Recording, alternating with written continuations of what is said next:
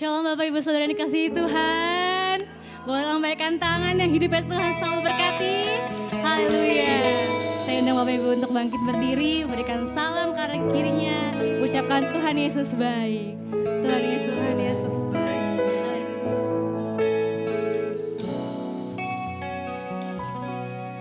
Puji Tuhan saudara, kembali kita dipertemukan di rumah Tuhan di minggu keempat di bulan Agustus. Dengan kesehatan, dengan kekuatan yang masih Tuhan berikan bagi setiap kita. Itu semua atas kasih karunia Tuhan untuk kita. Mari kita bersatu di dalam doa saudara. Tuhan, kembali kami datang kepadamu Tuhan, membawa korban syukur kami Tuhan Yesus. Sungguh bersyukur punya Allah yang hebat, punya Allah yang dahsyat seperti Engkau Tuhan. Kasih setiamu lebih daripada hidup kami Tuhan Yesus.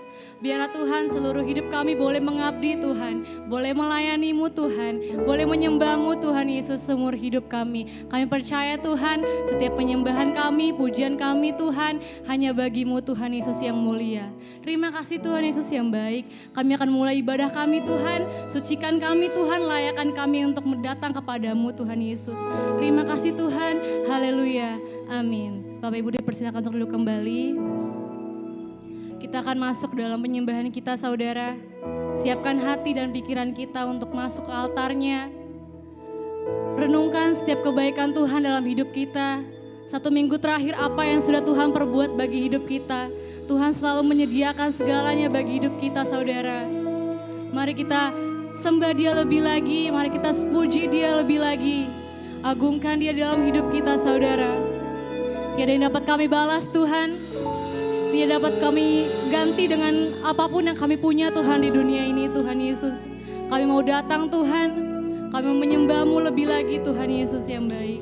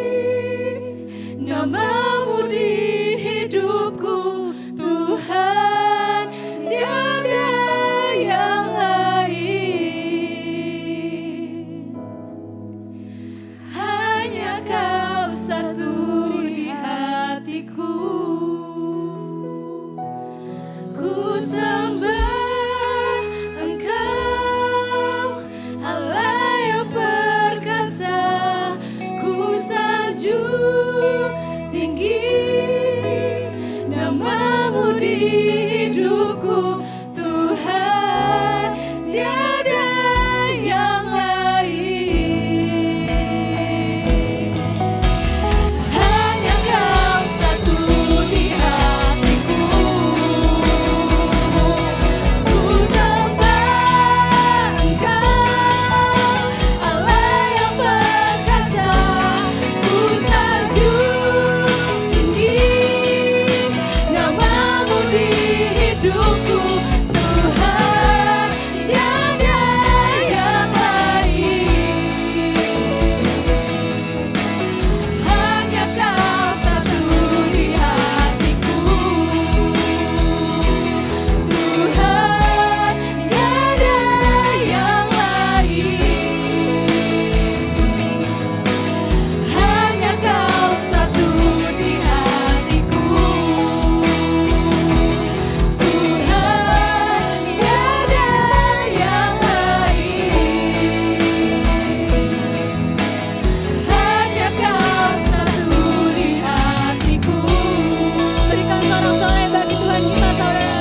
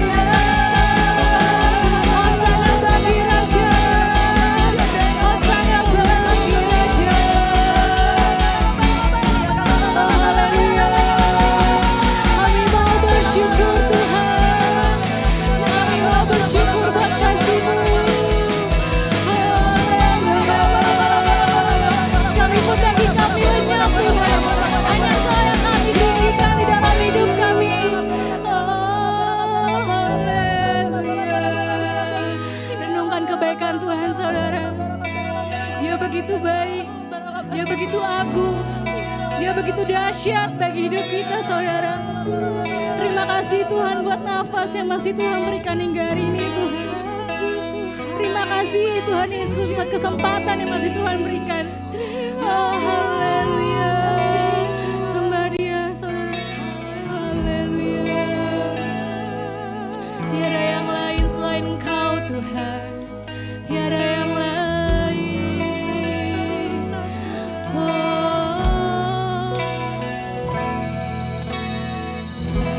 Layaklah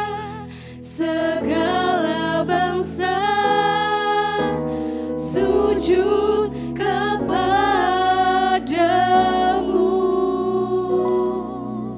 sebab Kaulah yang kudus, layak disembah.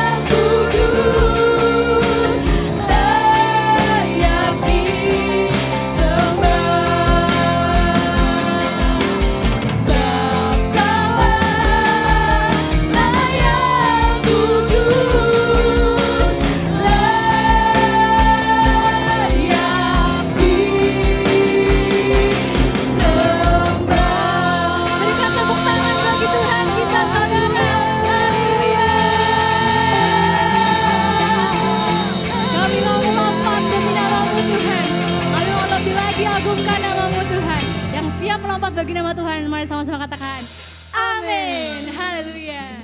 Kita percaya dan yakini bahwa kasih karunia Tuhan dulu, sekarang, dan selamanya tetap sama, amin, amin.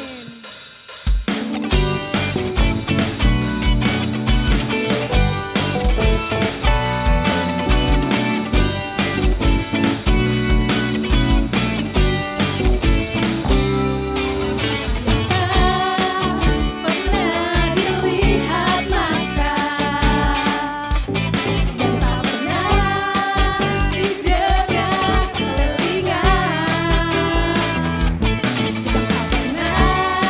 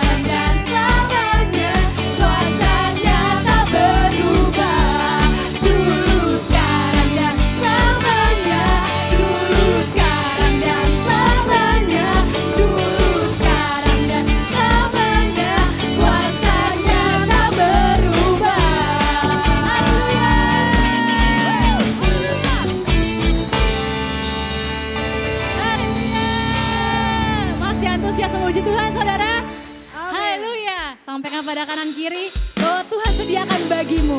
Amin.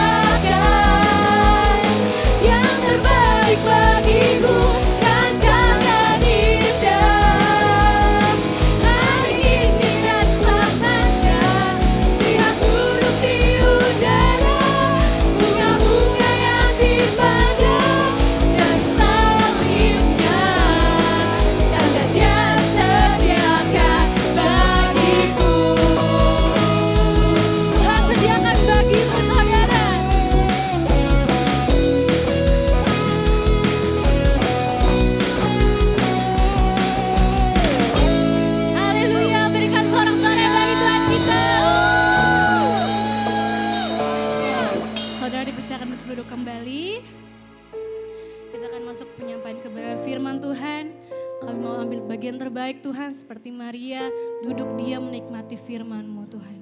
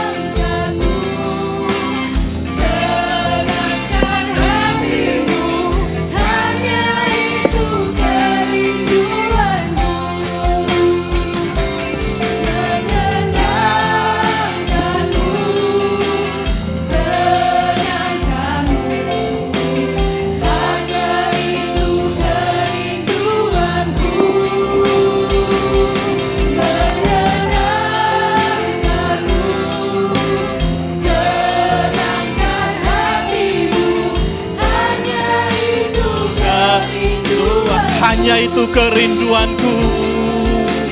Hanya itu kerinduanku. Mari sama-sama sekali katakan, hanya itu kerinduanku. Hanya itu kerinduanku. Mari kita berikan tepuk tangan buat Tuhan kita hari ini. Haleluya. Haleluya.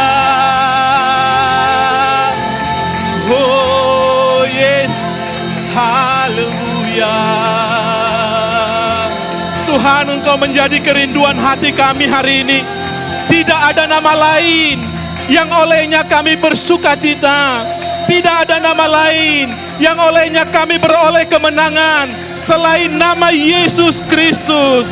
Itu sebabnya hari itu kami merayakan Yesus Kristus di tempat ini. Terima kasih Tuhan. Kami mengucap syukur untuk kasih dan anugerah-Mu. Kami percaya bahwa Tuhan yang kami sembah adalah Tuhan yang tidak pernah berubah. Tuhan yang tidak pernah berubah dulu, sekarang, sampai selamanya. Kasih-Mu tidak pernah berubah atas kami. Pertolongan-Mu tidak pernah berubah atas kami. Penyertaan-Mu sempurna atas kami. Terima kasih Tuhan untuk hari ini. Kami tahu bahwa dunia boleh berubah, tapi kami percaya kami punya Tuhan tidak pernah berubah satupun. Terima kasih Tuhan.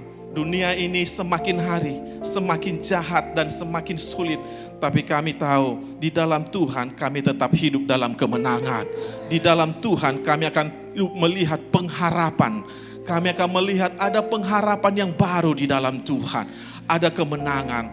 Makasih Tuhan, saatnya kami akan mendengar firman Tuhan sebagai kekuatan dalam hidup kami. Kami buka hati kami buka seluruh hidup kami. Apapun pesan Tuhan untuk hari ini buat kami percaya itulah rencana-Mu buat kami. Terpujilah nama-Mu, dalam nama Yesus kami berdoa dan mengucap syukur. Umat Tuhan yang siap mendengar firman, sama-sama kita katakan amin. Haleluya. Yang diberkati boleh kita berikan tepuk tangan buat Tuhan kita. Puji Tuhan. Sebelum duduk saudara boleh tos kiri kanan. Yang gak usah salaman, tos aja. Hari ini saya lihat kamu hebat gitu ya. Nah, lihat kiri kanan saudara. Puji Tuhan, puji Tuhan. Haleluya. Baik, silakan duduk Bapak Ibu. Selamat pagi, salam sejahtera buat kita, shalom. Terima kasih untuk Bapak Gembala yang sudah memberikan kesempatan buat saya untuk bisa berbagi berkat di tempat ini. Saudara, sekali lagi saya hadir di tempat ini bukan lebih hebat dari saudara, tapi saya datang mau berbagi berkat Tuhan yang sama-sama kita sudah alami. Sebelum saya menyampaikan firman, saya baru pertama ini saya melayani di BCP ya, ini BCP di Aston juga belum. Ini yang pertama kali saya lihat, ini tempatnya sangat luar biasa, ini besar. Saya tahu bahwa iman gembala dan iman jemaat di tempat ini besar. Ini jiwa-jiwa tidak lama lagi akan penuh ini.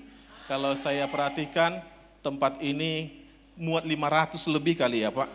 Ada 500 ya. Hari ini kita ada mungkin kurang lebih 100 lah. 300 hari ini ya. Ada 300. Berarti masih ada PR kita. Masih ada PR kita 300 lagi di tahun ini. Kira-kira mungkin gak ya? Siapa yang berkata mungkin? Boleh lambaikan tangannya. Kelihatan yang wajahnya imannya sangat dahsyat, itu bisa kasih tahu sebelahnya. Tidak ada yang tidak mungkin. Kasih tahu. Tidak ada yang tidak mungkin. Amin saudara. Saya bersyukur hari ini. Saya perkenalkan diri saya supaya saudara kalau nanti, kebetulan saya bukan orang terkenal jadi saya harus perkenalkan, mudah-mudahan bisa jadi terkenal. Setidaknya saudara kalau ketemu dengan saya di BCP pas lagi makan, apalagi ini tempat makanan, saudara jangan pura-pura gak lihat saya. Ajaklah, mampir gitu. Nama saya Pendeta Rudi Sianturi. Kebetulan sama nama saya dengan Bapak Gembala di tempat ini. Memang yang namanya si Rudi itu hebat-hebat memang. Tapi saya harus akui gembala di tempat ini jauh lebih hebat. Jauh lebih hebat. Kemarin kami ketemu di Rayon. Sambil kita ngobrol, saya bilang, ada juga di rayon Bapak Rudi namanya. Itu Rudi, siapa? Oh bukan, Susanto, Rudi Susanto.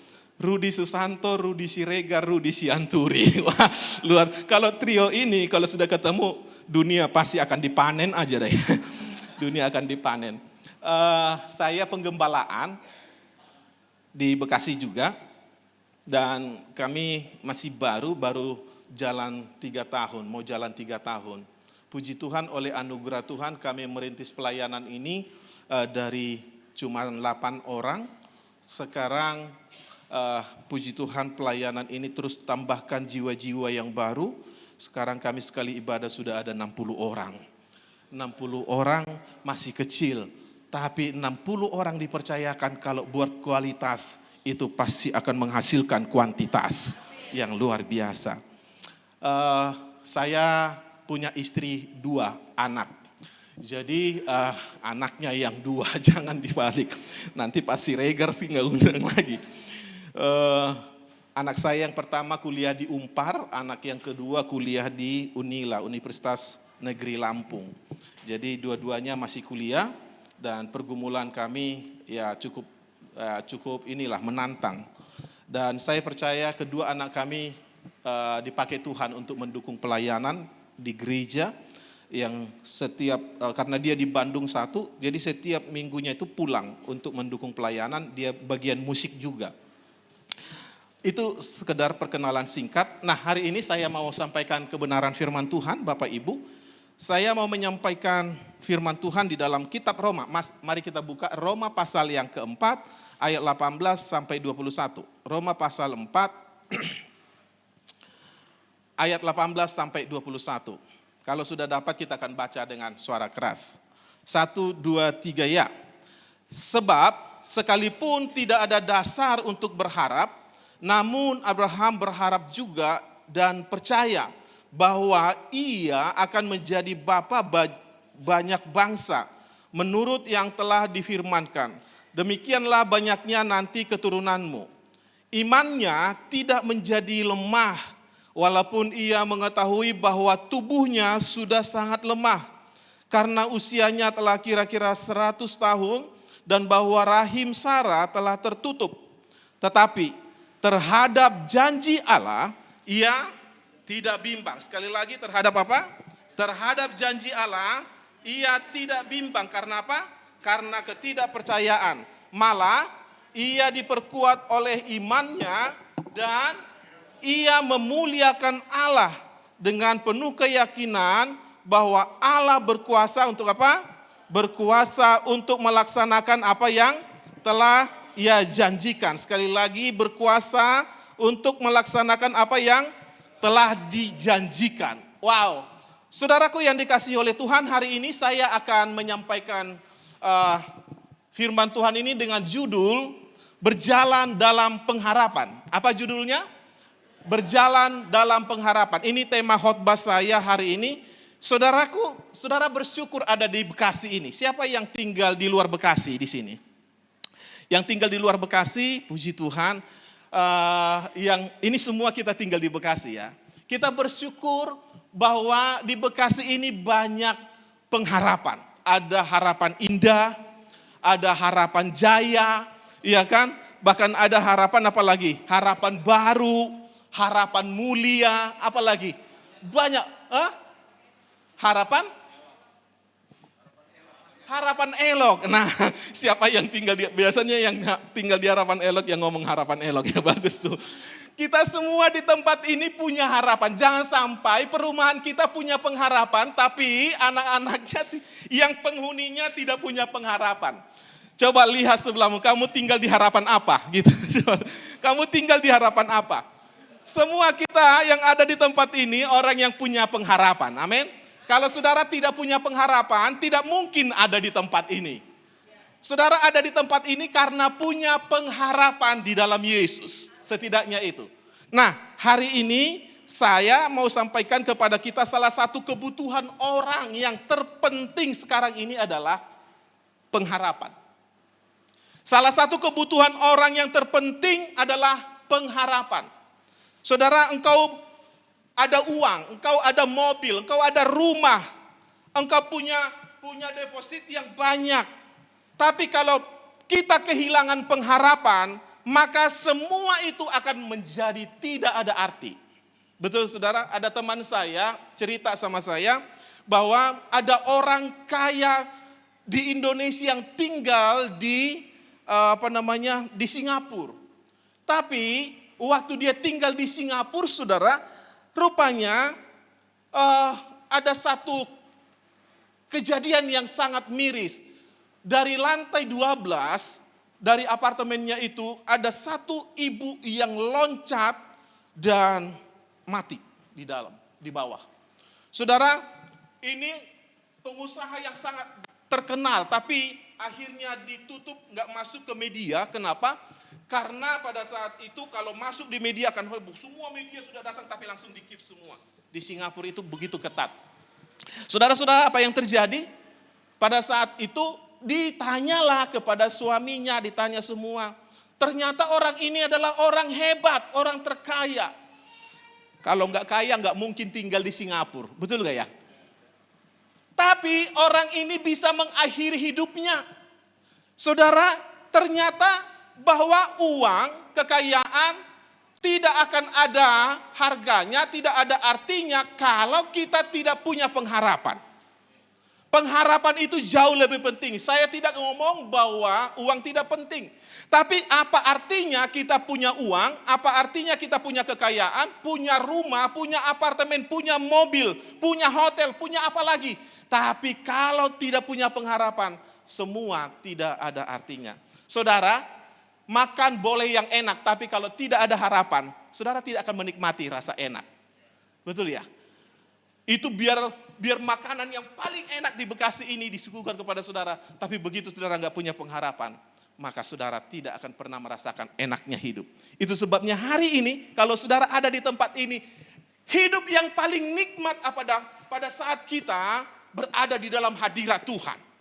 Pada saat saudara ada di kaki Tuhan, pada saat saudara mulai menikmati kebaikan Tuhan. Itu sebabnya saya baru menyadari apa yang disampaikan Raja Daud, lebih baik 1 hari di pelataran Allah daripada 1000 hari di tempat lain. Karena saya tahu Raja Daud mengatakan itu, dia bukan orang miskin, dia orang kaya. Tapi kenapa dia berani berkata seperti itu? Karena dia sudah merasakan, dia sudah membandingkan kalau orang yang takut Tuhan dan tinggal di hadirat Tuhan itu jauh lebih nikmat. Di hadirat Tuhan saudara mengalami damai sejahtera. Di hadirat Tuhan saudara boleh nangis tapi saudara puas hatinya. Amin saudara. Saudara bisa lega, itulah di dalam hadirat Tuhan. Tapi bayangkan kenapa orang bisa bunuh diri? Karena kehilangan pengharapan. Saya ini seorang konselor 15 tahun di CBN saudara. Saya berapa kali melayani orang yang sedang stres. Melayani orang yang sedang dalam keadaan putus asa. Bahkan rumah tangga yang mau bercerai, sudah ada pisau di sini, racun di sini, saya layani mereka, saya kunjungi mereka. Lalu saya tanya kenapa bisa terjadi seperti ini. Mereka bilang, sudah nggak ada lagi harapan untuk diselamatkan Pak, sudah hilang harapan. Tapi begitu kita datang, kasih pengharapan sama dia, kita layani dia, kita doakan dia. Oh kok bisa tiba-tiba dipulihkan itu? Bisa akhirnya suami istri, makanya ada kesaksian-kesaksian yang ditayangkan di Solusi pada saat itu. Kenapa? Karena sebagian besar juga yang kita layani dan mereka dipulihkan oleh Tuhan. Selama masih ada harapan, maka pasti ada kehidupan. Amin saudara? Selama saudara punya harapan, maka saudara pasti akan mengalami kehidupan. Wow. Masalah boleh ada, sakit penyakit boleh ada. Tapi kalau saudara punya harapan, itu tidak membuat saudara menjadi putus asa. Tapi saudara akan bangkit di dalam Tuhan. Amin. Yang percaya boleh berikan tepuk tangan buat Tuhan. Tanpa pengharapan, tidak ada kehidupan. Saya sudah katakan tadi, uangmu, kekayaanmu tidak menjamin engkau bisa menikmati. Saudara, tahun 2010 ada satu berita yang sangat menarik di Meksiko. Waktu itu ada satu gempa yang luar biasa, sehingga semua gedung banyak gedung yang runtuh, saudara. Banyak gedung yang runtuh. Saudara tahu apa yang terjadi? PowerPoint saya boleh di ini ya Pak, ditunjukkan. Boleh lanjut lagi. Nah, saudara, selama itu, waktu tahun 2010 itu, di Meksiko, saudara, itu ada 70 orang, 33 tepatnya, ada 33 orang penambang emas terjebak di dalam satu gua, di dalam satu tambang, dan kedalamannya kurang lebih 700 meter. So, apa yang terjadi? Pada saat terjadi gempa, lalu ditutuplah semua lubang ini, jalan mereka terhambat oleh batu-batu. Lalu keluarga mereka mencari, saudara. Keluarganya mencari. Waktu dicari, sudah nggak ditemukan. Lalu laporlah kepada pemerintah. Lapor kepada seluruh aparat yang ada di sana. Mereka cari, kerahkan semua dengan perlengkapan alat. Di hari yang pertama tidak ditemukan. Hari yang kelima tidak ditemukan. Hari yang ke-10 juga tidak ditemukan. Saudara, apa yang terjadi? Lalu mereka mulai menginformasikan ini kepada negara-negara tetangga. Australia datang dengan perlengkapan yang sangat dahsyat, sangat canggih. Juga tidak menemukan. Hari yang ke-20 keluarganya ngomong begini. Pak, lapor sama pemerintah. Pak, tidak apa-apa kalau kami menemukan dengan kondisi sudah tidak bernyawa. Paling tidak kami bisa menguburkan mereka. Kami bisa kuburkan mereka. Tolong dicari Pak. Jangan sampai nggak diketemukan. Ada 33 orang. So singkat cerita, di hari ke-40 tidak lagi ditemukan. Semua sudah mulai menyerah. Tapi karena mereka terus push, Pak masih ada Pak, tolonglah Pak. Saudara, di hari yang ke-69, saudara tahu apa yang terjadi? Diketemukanlah titik terang. Lalu mereka melihat, wah ini jalannya, guanya sudah ditemukan, lubangnya sudah ada. Saudara singkat cerita, orang sudah mulai pakai masker, semua sudah persiapan karena sudah pasti bau. So, waktu mereka datang saudara, ternyata kaget mereka semua. Rupanya 33 orang yang terjebak di dalamnya, semua masih hidup. Semua masih hidup. Di hari yang ke-69 hari loh. Persiapan mereka biasanya untuk 1 minggu itu baru dikirim lagi makanan, dikirim makanan. Jadi mereka berpikir bahwa keluarganya udah pasti mati lah karena tidak ada persediaan makanan. Yang mengagetkan, biasalah wartawan datang ya kan, datang nanya sama orang itu, ditanya begini, Pak, kenapa bisa hidup sampai hari ini? Lalu mereka jawab, maksud lo? Maksudmu saya mau mati gitu. Ya maksudnya gimana caranya kok bisa hidup? Kaget saudara, kagetnya begini. Bapak makannya apa, minumnya apa? Dijawab, kami minum setiap hari cuma 1 sendok teh dan kami makan 1 sendok teh. Saudara, 1 hari itu 1 sendok, 1 hari 1. Saudara makan berapa kali 1 hari? 1 sendok. Ada yang makan di sini 1 sendok teh setiap hari? Ada yang minum 1 sendok teh di sini? Kelihatan dari wajahnya nggak mungkin lah wajah-wajah yang seperti ini 1 sendok teh ya, kecuali kalau puasa ya. Tapi ini nggak puasa loh saudara. Saya akhirnya gali lagi, saya coba ikuti cerita ini saudara. Saudara, apa yang menarik? Lalu ditanya, nggak mungkin bisa hidup seperti itu. Lalu satu orang datang nyeletuk, Pak, yang buat kami masih bisa tetap bertahan hidup karena Bapak ini. Siapa dia? Pembimbing rohaninya. Jadi di dalam gua itu, dia selalu berkata, kita pasti bisa hidup. Kita pasti akan ketemu dengan keluarga. Kita pasti akan bertemu dengan saudara-saudara kita. Karena pengharapan kita dalam Tuhan tidak pernah mengecewakan kita. Percaya, tetap semangat, tetap semangat. Wow, jadi pembimbing rohaninya doakan terus, dan dikasih pengarahan supaya mereka tetap punya pengharapan. Saudara, apa yang terjadi? Yang terjadi adalah memang kita lihat justru dengan diberikan kekuatan, diberikan firman Tuhan, kata-kata pengharapan. Itu yang membuat mereka akhirnya apa? Bisa hidup sampean. Coba saudara lihat itu. Orang yang masih hidup itu gemuk-gemuk loh saudara. Makanya saya berpikir begini, berbahagialah orang yang gemuk. Karena pada saat terjadi gempa, terjadi penderitaan seperti itu, tidak ada makanan, kau masih bisa bertahan hidup. Setidaknya itu. Jadi jangan pernah merasa minder kalau gemuk. Kasih tahu sebelahmu, udah nggak usah kurusin lagi, nggak usah diet lagi gitu. Kasih tahu sama, nggak usah. Saya bersyukur kalau saya gemuk, saudara. Saya bersyukur, ini kata-kata penghiburan paling tidak. Saya bersyukur kenapa? Karena saya tahu bahwa pada saat saya memang saya benar jujur, saya bilang saya nggak kuat lapar loh saudara. Nggak kuat lapar. Tapi kalau terjadi, minimal kalau terjadi kelaparan, saya masih bisa tetap hidup. Karena masih ada persediaan di sini. Kasih tahu sebelahmu, masih ada persediaan di sini. Masih ada persediaan. Jadi jangan putus asa. Ada banyak orang stres karena gemuk. Istri saya kan nggak terlalu gemuk, tapi dia udah stres. Setiap hari dia kacaan melulu kerjanya. Dia beli kaca yang besar. Saya bilang, kenapa dibeli kaca? Supaya saya bisa kurus. Emang bisa karena kaca bisa kurus? Gak bisa. Saya bilang, iya supaya saya termotivasi. Saya lihat, kaca kecil juga bisa untuk melihat badanmu. Enggak, kalau ini kan badan agak besar. Oke. Sampai hari ini gak kurus-kurus tuh. Sampai hari ini gak kurus-kurus. Saya bilang, oke, gak apa-apa. Saya juga cinta kamu bukan karena kamu gemuk. Saya cinta kamu karena kamu punya iman yang dahsyat, itu saja. Amin, berikan tepuk tangan buat Tuhan kita. Apa kita, saya meyakini di tempat ini adalah imannya dahsyat. Bukan badannya yang dahsyat, imannya yang dahsyat. Amin. Kasih tahu, iman yang harus dibangkitkan. Itu sebabnya hari ini kita berjalan dalam pengharapan Tuhan. Oke, saudara, kenapa saya mau langsung loncat aja saudara. Sumber pengharapan kita itu siapa? Itu Yesus Kristus.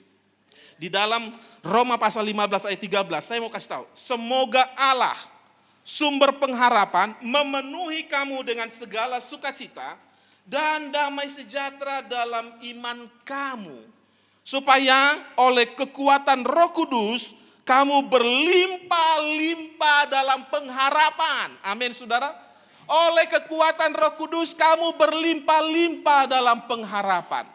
Saudara, hari ini, kalau kita mau hidupnya damai sejahtera, hidup dalam pengharapan yang berlimpah-limpah, Alkitab katakan sumbernya ada pada Yesus. Bukan pada harta, bukan pada uang. Jangan buat pegangan hidupmu uangmu.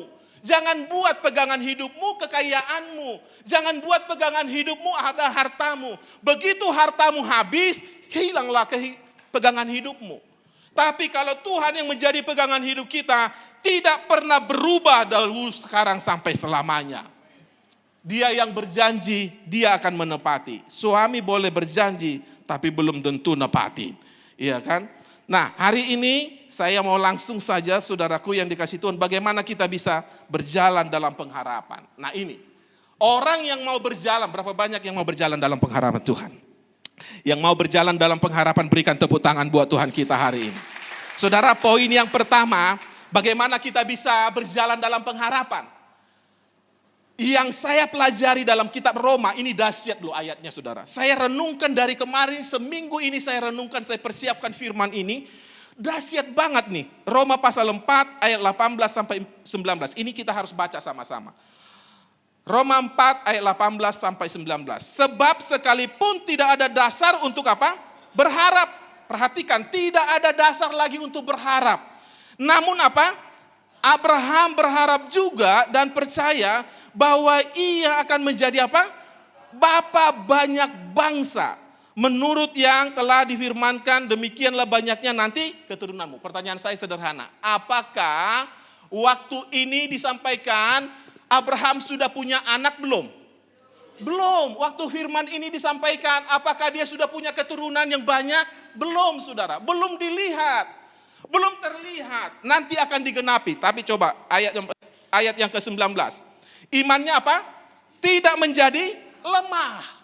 Meskipun tidak ada harapan, meskipun hari ini engkau sakit, tapi sepertinya dokter sudah mengatakan tidak mungkin lagi sembuh. Tidak mungkin lagi usahamu bangkit. Tidak mungkin lagi kamu dapat jodoh. Tidak mungkin lagi suamimu pulih. Saudara, saya mau sampaikan, kata-kata ini adalah kata-kata yang tidak punya pengharapan. Tapi kalau orang yang punya pengharapan, ayat yang ke-19 kita baca sama-sama. Imannya tidak apa? Menjadi lemah. Imanmu jangan sampai lemah karena kenyataan yang kau alami. Oke, secara kenyataan kau masih sakit. Oke, secara kenyataan kau masih hari ini sulit. Tapi kalau kita punya pengharapan dalam Yesus, tidak akan pernah kita melihat hal-hal yang tadi yang secara kenyataan kau belum sembuh. Tapi kalau imanmu di dalam Tuhan, itu bisa melakukan mujizat buatmu. Amin, saudara. Lalu dikatakan imannya tidak menjadi lemah walaupun apa? Ia mengetahui bahwa tubuhnya sudah sangat lemah. Jadi hari ini meskipun keadaanmu mungkin dalam kondisi lemah, tapi kalau imanmu kuat, perhatikan ayat selanjutnya. Karena usianya telah kira-kira 100 tahun. Dan bahwa rahim Sarah apa? Telah tertutup. Jadi yang dahsyat di sini adalah dia membangkitkan imannya. Dia membangkitkan imannya. Dia mulai memotivasi dirinya. Saudara, kita harus membangkitkan iman kita. Orang melemahkan iman kita, tapi kita harus membangkitkan iman kita. Orang boleh melemahkan kita. Orang tidak mendukung iman kita. Orang boleh tidak setuju dengan apa yang kita alami. Tapi kalau kita punya hubungan yang baik dengan Tuhan, imanmu pasti bangkit. Sama seperti Abraham, apa yang terjadi saudara?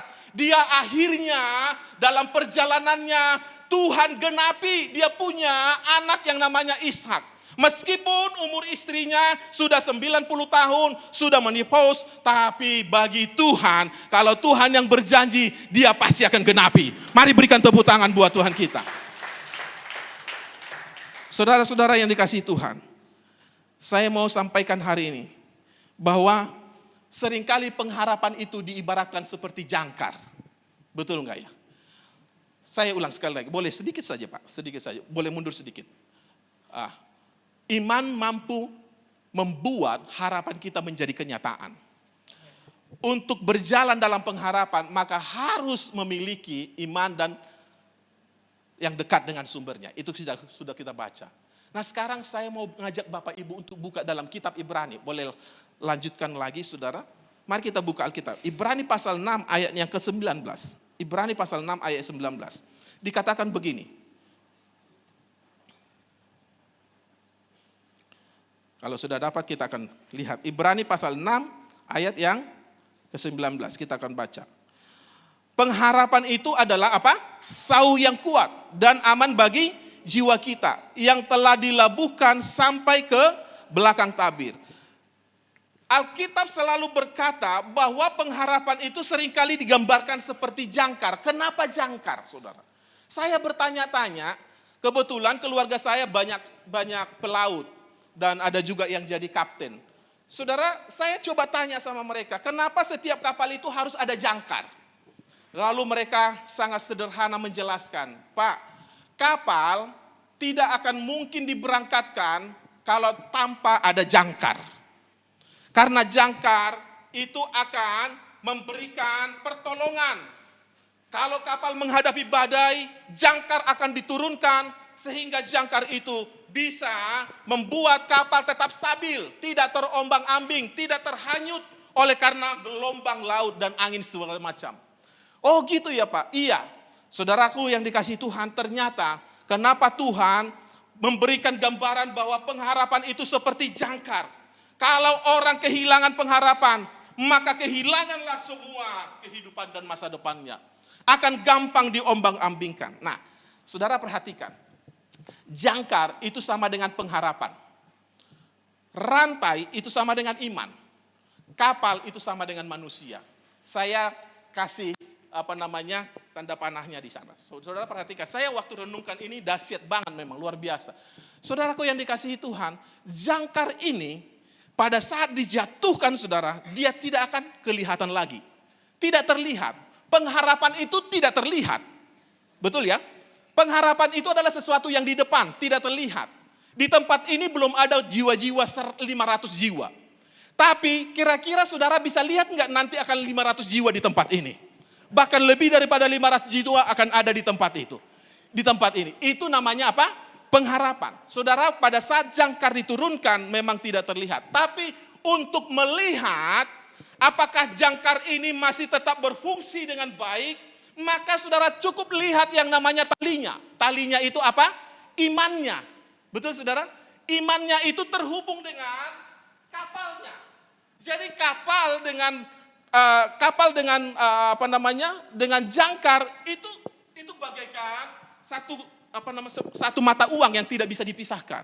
So, saudaraku yang dikasihi Tuhan, saya waktu renungkan ini, rupa-rupanya bahwa kalau orang punya pengharapan tapi imannya, rantainya putus, saudara, harapanmu pasti tidak akan tercapai.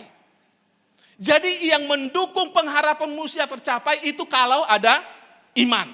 Sama-sama katakan iman. Kalau ada iman. Jadi bahasa iman ini adalah bahasa yang paling gampang dimengerti oleh kerajaan surga. Saya ambil contoh. Waktu Bartimeus berteriak-teriak, Yesus anak Daud kasihanilah aku. Yesus anak Daud kasihanilah. Saya mau tanya, waktu berteriak itu banyak orang gak di situ? Banyak orang yang datang berbondong-bondong.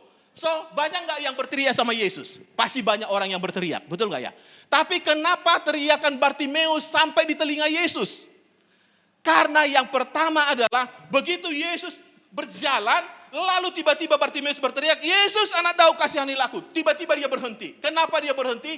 Karena ada teriakan yang didasari dengan iman. Jadi bahasa yang paling dimengerti oleh Yesus adalah bahasa iman. Jadi kalau hari ini saudara punya iman, saudara boleh bernyanyi, tapi kalau bernyanyi tanpa iman, saudara boleh berdoa, tapi berdoa tanpa iman, saudara tidak nyampe di telinga Tuhan. Amin saudara. Makanya Bartimeus waktu berteriak itu nyampe dari sekian banyak orang, ribuan orang di situ. Kok tiba-tiba didengar ada yang berteriak panggil saya. Muridnya berkata, guru, banyak orang yang berteriak panggil guru. Kenapa harus berhenti? Dari tadi banyak. Enggak, ada orang yang berteriak panggil saya. So, berbeda. Orang yang panggil dengan iman, dengan orang yang berteriak tanpa iman, itu berbeda di telinga Tuhan. Amin. Yang berbeda di telinga Tuhan adalah karena ada imannya. Di tempat ini, waktu panggil Yesus di tempat ini dengan iman, maka Yesus akan berhenti. Oh iya, di GBI apa Pak? KJP. Dia langsung berhenti. Oh, Pak Siregar dengan pelayannya lagi berdoa. Dengar, coba turun. Dengarin itu apa yang menjadi pergumulannya. Amin saudara. Oh iya, mereka lagi sedang bergumul. Oh iya, kamu bawa deh sekarang, berkatnya sudah siapkan. Jemaat-jemaat yang ada di sana Tuhan kirim berkat-berkatnya, mereka lagi bergumul. Saya percaya apa? Karena ada bahasa iman. Bahasa iman adalah bahasa yang gampang dimengerti oleh Tuhan. Saya satu kali pernah ke Talaut. Istri saya orang Talaut. Tapi sekarang sudah dibuat Borusi Hombing. Iya, jadi hula-hula saya sekarang marga si Hombing, bukan marga si Regar. Jadi marga si Hombing, hula-hula saya. Setiap kali saya ketemu sama marga si Hombing, horas tulang. Wis, enak. Tapi gak pernah keluar uangnya. Horas tulang, gak pernah keluar, biasa saja itu. Saudara saya ngomong, waktu saya ke Talaut, di pasar Talaut itu banyak orang Talaut berteriak. Ternyata orang Talaut sama dengan orang Medan. Makanannya sama. RW juga dimakan, RT juga dimakan, semualah dimakan. Dimakan semua di situ. So, waktu saya, wah, teriakannya besar. Tiba-tiba waktu di pasar itu, kok ada orang yang ngobrol di sana pakai bahasa yang sama dengan saya, bahasa Batak. Waktu saya dengar kayaknya di antara banyak orang Talaut yang saya merasa asing, tapi pada saat saya dengar ada telinga di sana, ada suara yang di sana, saya mulai dekatin suara itu. Saya mulai dekatin. Saya ngomong, horas le. Tiba-tiba dia kaget. Ada juga orang Batak di sini. Oh iya, saya orang Batak. Marga apa? Marga Siang Turi. Oh, pas makan. Waktu itu pas makan siang. Tiba-tiba udah makan siang le. Itulah enaknya kalau ketemu orang Batak di perantauan. Langsung ditanya pertama, makan siang. Tapi kalau di kampung, kamu ada uang enggak? Biasanya dia yang minta, tapi kali ini dia yang traktir. Wah, saya bilang, belum. Ayo kita makan. Saudara, dengan sukacita, itu tiba-tiba dia mulai berkati kita, dia mulai kasih berkat sama kita. Kenapa? Karena dia merasa ada bahasa yang sama. Ada bahasa yang sama yang connect dengan saya. Lalu kita mulai ngobrol, kamu tinggal di mana ini, semakin dekat hubungannya. Saya percaya saudara, kalau ada bahasa yang sama dengan bahasa surga, bahasa yang sama di tempat ini dengan bahasa di surga, saya yakin Tuhan pasti akan memberkati kita. Dari mana saya tahu? Dari Bartimeus. Panggil dia, dipanggil. Apa yang kau inginkan, aku perbuat. Oh, bayangkan pertanyaan itu. Apa yang kau inginkan, aku lakukan bagimu. Kalau saja ada di tempat ini dengan bahasa iman. Lalu Tuhan bertanya kepada saudara, apa yang kau minta aku lakukan padamu? Saudara akan minta apa? Jangan minta istri 2, jangan minta. Saudara akan minta apa? Saudara tinggal minta apa saja, Tuhan pasti akan genapi. Amin saudara? Itu sebabnya hari ini miliki iman. Yang kedua saudara, bagaimana kita bisa berjalan dalam iman, berpegang dalam janji Tuhan. Roma pasal 4 ayat 20 sampai 21. Kita baca sama-sama. Roma pasal 4 ayat yang ke-20 sampai 21. Kalau ini kita baca dengan suara keras. 1, 2, 3 ya. Tetapi terhadap janji Allah, ia tidak bimbang. Karena apa? Karena ketidakpercayaan. Malah ia diperkuat dalam imannya. Dan ia memuliakan Allah. Ayat 21. Dengan penuh keyakinan bahwa Allah berkuasa untuk melaksanakan apa yang telah ia janjikan. Saudara-saudaraku yang dikasihi Tuhan. Kita mesti pegang janji Tuhan.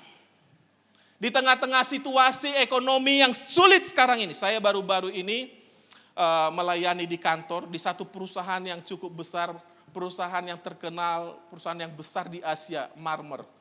Ada di Makassar, ada di sini.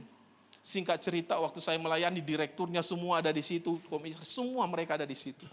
Saya dengar informasi bahwa keadaan sekarang tidak baik-baik saja Pak Pendeta Rudi, tolong doakan.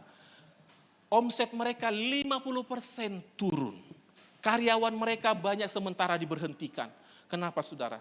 Karena sedang tidak baik-baik saja ekonomi. Saya tidak mengatakan, tidak mengimani itu. Tapi saya percaya bahwa kalau kita berada di dalam posisi yang sulit, ingat janji Tuhan. Amin. Janji Tuhan tidak pernah mengecewakan kita. Amin saudara. Perhatikan, kenapa kita berpegang pada janji Tuhan? Karena tidak pernah mengecewakan. Abraham pegang janji Tuhan. Akhirnya apa? Ishak diberikan. Lalu Yusuf pegang janji Tuhan lewat mimpi. Jadi apa? Dia jadi perdana menteri. Saudara, Daud pegang janji Tuhan. Dari gembala domba jadi raja. Saudara perhatikan, dia awalnya dari orang yang tidak dikenal. Dia hanya kerjanya ngangon domba di padang. Tapi kalau Tuhan yang berjanji, kamu pasti akan jadi raja. Tidak ada yang mustahil bagi Tuhan. Amin saudara. Saya tidak sedang menghibur-hibur dengan janji-janji palsu di tempat ini. Satu kali saya, saudara, ditelepon oleh seorang pengusaha. Dia teman saya, teman dekat. Lalu dia ngomong begini, Pak Rudi, saya dengar lagi penggembalaan. Iya Pak, kami lagi sedang bergumul untuk ini segala macam. Oke, saya nanti bantu ya, saya kasih sekian. Ngomonglah, langsung dikasih nominalnya saudara. Itu 3 tahun yang lalu, sampai hari ini gak pernah jadi-jadi tuh. Gak pernah, bahkan setiap kali saya ketemu dengan dia, seolah-olah janji itu tidak pernah lagi pernah disampaikan. Itulah manusia, kasih tahu sebelahmu. Itu kalau berjanji dengan manusia bisa mengecewakan. Jangan berjanji kepada manusia. Amin saudara. Apalagi suami istri. Jangan suka berjanji, nanti dia bisa kecewa. Saudara, kita harus pegang janji Tuhan. Jangan pegang janji siapa. Yang ketiga saudara, bagaimana kita berjalan dalam pengharapan. Yang ketiga, kita harus memiliki komunitas yang membangun. Markus pasal 2 ayat 20 ayat 2 sampai 5. Saya bacakan. Markus pasal 2 ayat 2 sampai 5. Maka datanglah orang-orang berkerumun sehingga tidak ada lagi tempat. Bahkan di muka pintu pun tidak. Sementara ia memberitakan firman kepada mereka apa? Ada orang-orang datang membawa kepadanya seorang apa? Seorang lumpuh digotong oleh 4 orang. Mari sama-sama kita baca ayat 4. Tetapi mereka tidak dapat membawanya kepadanya karena orang banyak itu. Lalu mereka membuka atap yang di atasnya. Sesudah terbuka mereka menurunkan tilam. Tempat orang lumpuh itu terbaring. Ayat yang kelima, dahsyat. Ketika Yesus melihat apa? Melihat iman mereka, berkatalah ia kepada orang lumpuh itu, hai anakku, dosamu sudah diampuni. Bolehkah kita lompat langsung ke ayat 12? Ayat 12 dikatakan begini, dan orang itu pun bangun, segera mengangkat tempat tidurnya dan pergi keluar di hadapan orang-orang itu, sehingga mereka semua apa? Takjub lalu memuliakan Allah. Perhatikan, ini sama-sama kita baca, sama-sama kita ngomong. 1, 2, 3 ya. Katanya, yang begini belum pernah kita lihat. Sekali lagi sama-sama katakan, yang begini belum pernah kita lihat. Apa yang saudara pingin lihat yang saat ini belum terlihat, nanti saudara akan lihat. Yang begini belum pernah kita lihat. Saudara, saya lihat ternyata Yesus memuji komunitas ini. 4 orang, ada 4 orang yang menggontok dia. Boleh PowerPoint saya? Saudara perhatikan 4 orang ini adalah orang yang dahsyat. Orang ini boleh lumpuh secara jasmani, tapi mulutnya tidak lumpuh. Yang bangun hubungan itu bukan kaki kita, bukan tangan kita, tapi yang bangun hubungan adalah mulut kita. Amin saudara.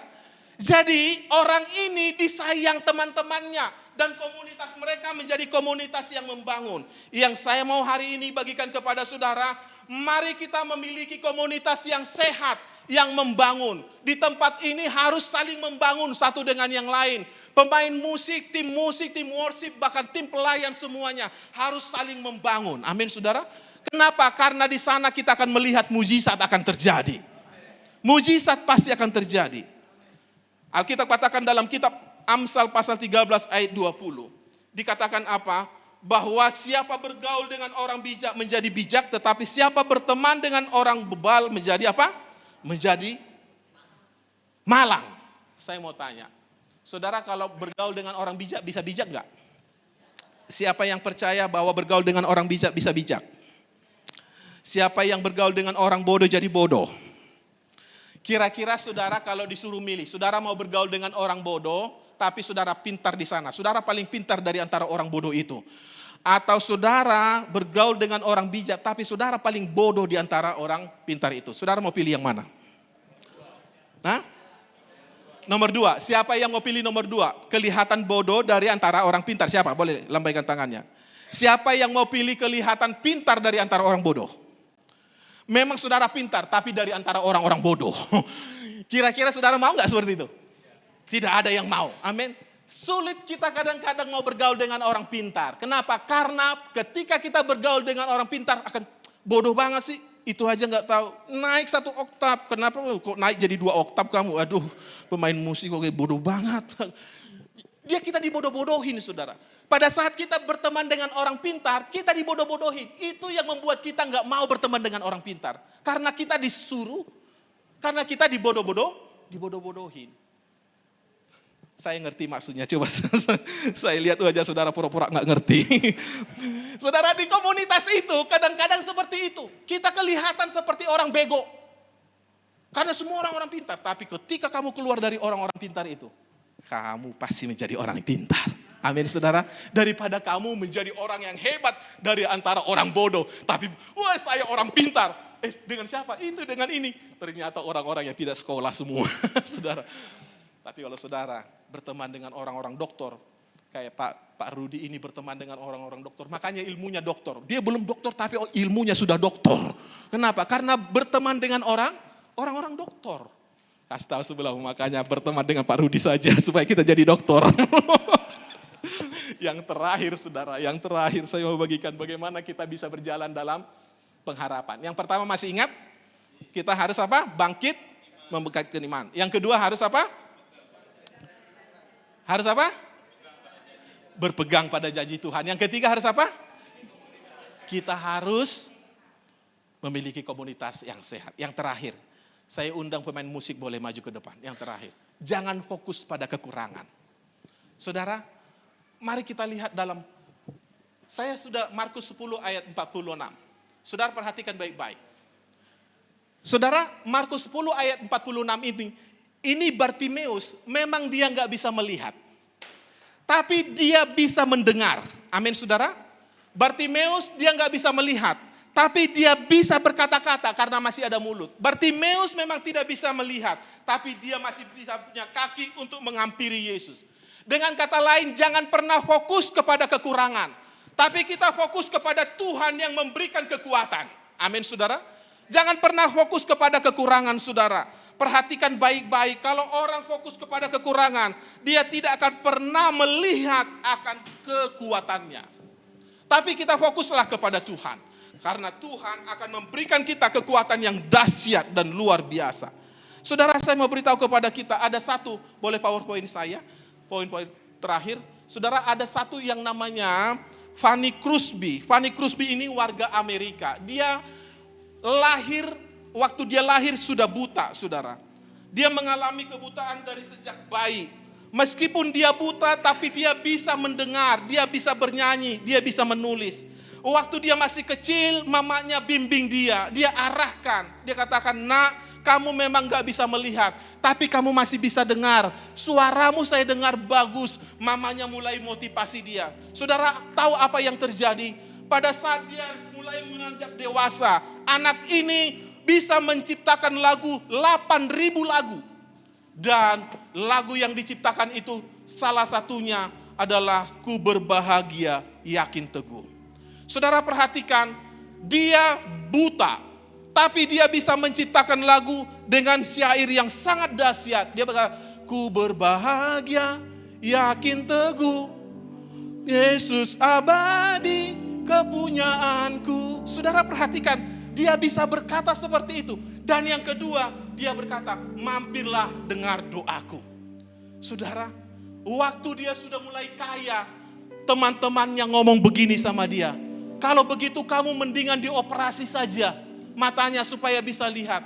Dia ngomong dengan satu statement yang luar biasa. Dia katakan begini, lebih baik aku buta supaya waktu aku masuk surga, yang pertama aku lihat adalah Yesus Kristus. Amin, saudara. Ini iman yang dahsyat. Saudara, saya masih ingat waktu Nick Pujicik datang ke Lipo Cikarang, ke gereja induk kita. Saudara, dia dilahirkan, tidak punya kaki dan tidak punya tangan. Saudara lihat apa yang terjadi. Waktu dia diangkat di atas meja itu, waduh kecil sekali. Saudara, apa yang terjadi sekarang? Waktu itu dia dalam masa pertumbuhannya 5 kali mau coba bunuh diri. Masuk di kolam. Untung mamanya lihat, kalau enggak lewat dia. Mulai sejak itu dimotivasi. Dibawa kepada Tuhan. So apa yang terjadi, saudara? Orang ini menjadi salah satu motivator yang sangat luar biasa dipakai oleh Tuhan. Amin. Meskipun tidak punya tangan, punya kaki, tapi dia punya mulut, punya iman yang dahsyat. Saudara, orang berkata tidak mungkin dia punya istri. Saudara lihat, istrinya cantik dan dikaruniai ada 4 orang anak. Dengan kata lain, apa yang tidak mungkin kalau kita punya pengharapan dalam Tuhan, saudara pasti akan melihat mukjizat Tuhan terjadi atas kehidupan kita. Yang percaya berikan tepuk tangan buat Tuhan kita. Mari kita naikkan pujian. Sekali Yesus. Mari kita bangkit berdiri. Namanya Yesus. Harapanku tak akan hilang. Karena kasih-Nya sekarang ku ada. Oh Yesusku, ku cinta Kau. Mari sama-sama katakan sekali lagi. Oh Ali Yesus, selamanya Yesus. Harapanku tak akan hilang. Karena kasih-Nya sekarang ku ada. Oh Yesusku, ku cinta Kau. Oh Yesusku, ku cinta. Mari sama-sama sekali lagi katakan. Oh Yesusku, ku cinta Kau selamanya. Mari berikan tepuk tangan buat Tuhan kita. Yes, haleluya.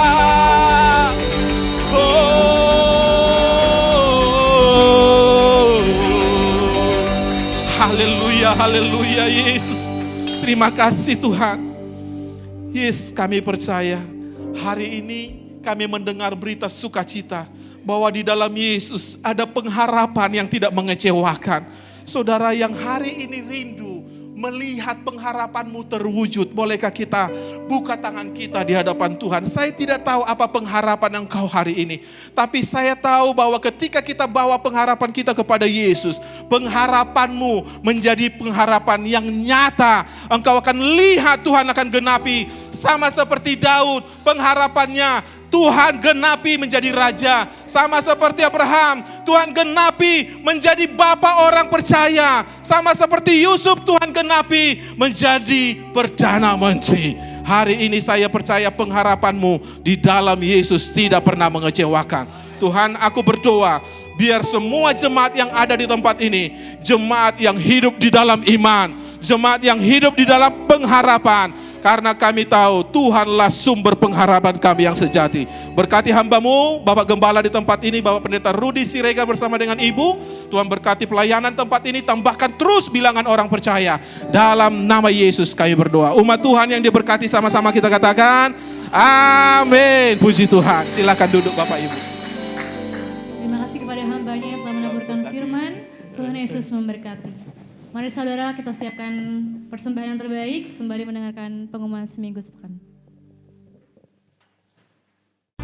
Shalom semuanya, selamat datang bagi Anda yang baru pertama hadir dalam ibadah GBI BKP.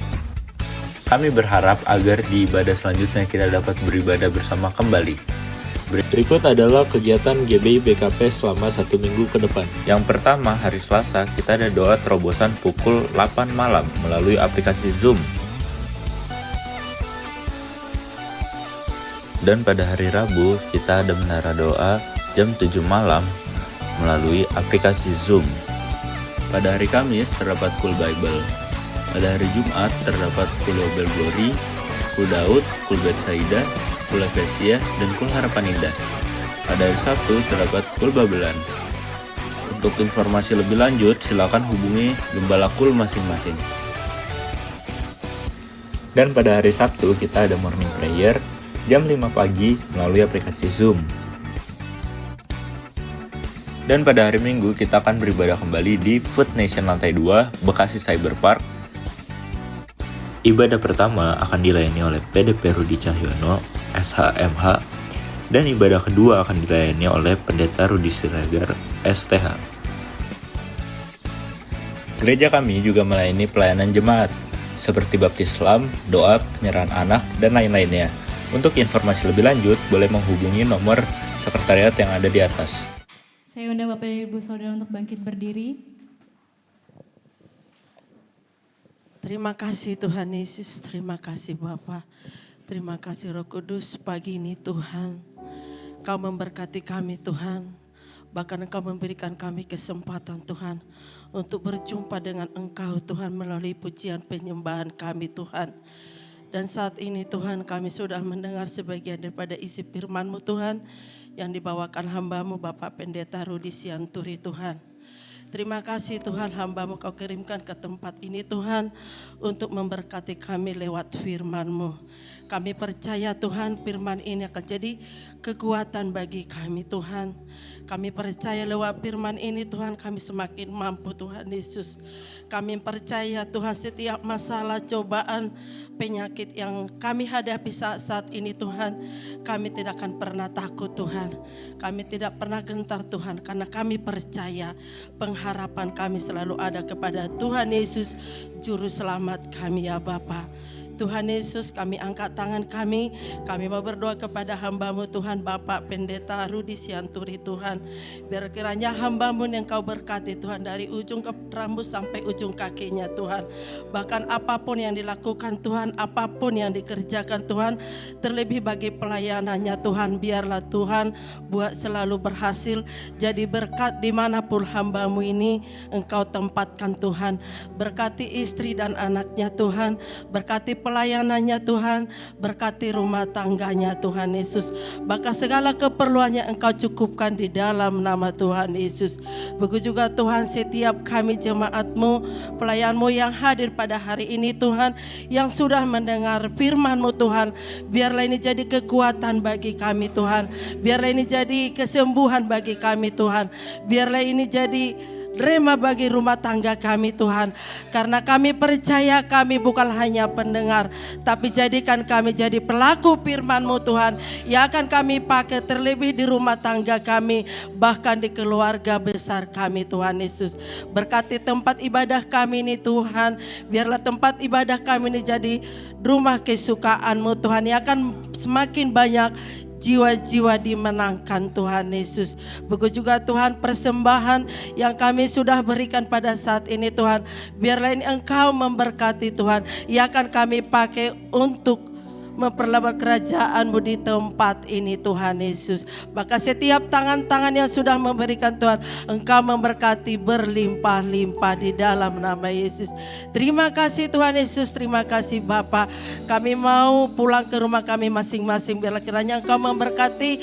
Sebelum kami pulang Tuhan, kami mau menerima berkat-Mu melalui hamba-Mu Bapak Pendeta kami. Terima kasih Tuhan Yesus, haleluya, amin.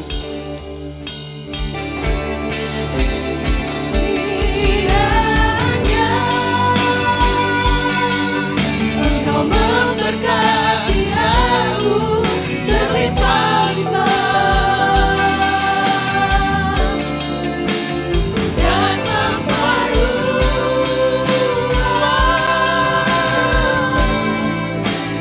daerahku,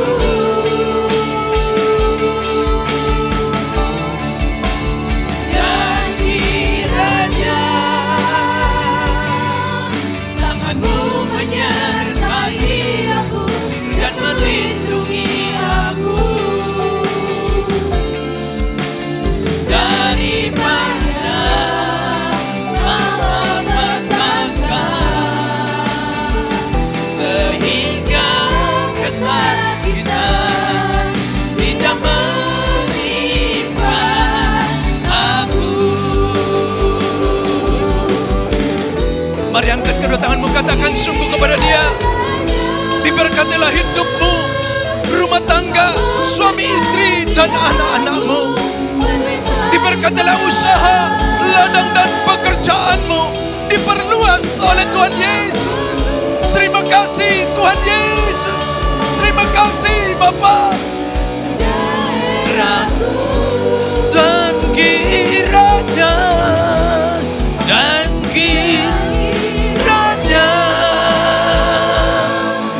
tangan-Mu menyertai aku dan melindungi aku daripada malapetaka,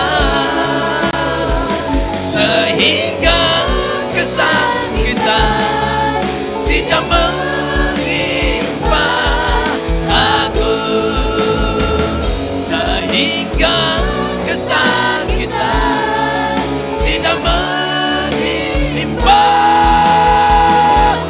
aku.